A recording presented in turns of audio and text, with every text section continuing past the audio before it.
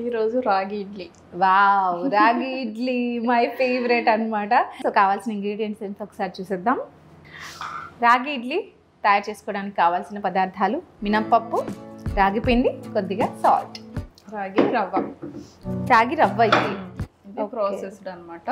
Okay. మినపప్పు as యూజువల్గా మనం ఎలా ఇడ్లీకి నానబెట్టుకుంటామో అలా 4-5 అవర్స్ నానబెట్టి రుబ్బుకుని ఈ రవ్వ కలిపి ఒక 2-3 అవర్స్ వదిలిపెడితే చాలు. అంటే మిగతా మిల్లెట్స్ కన్నా ఒక రాగి ఏంటంటే తొందరగా పులిసిపోతుంది మనకి, అందుకని ఎక్కువసేపు ఫర్మెంటేషన్ కి పెట్టాల్సిన అవసరం లేదు.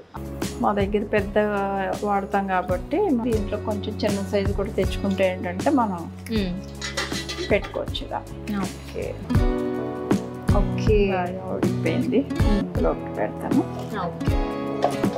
చాలా బాగుంది. అండ్ మెత్తగా నోట్లో వేసుకున్న వెంటనే కరిగిపోతుంది. చాలా బాగుంది.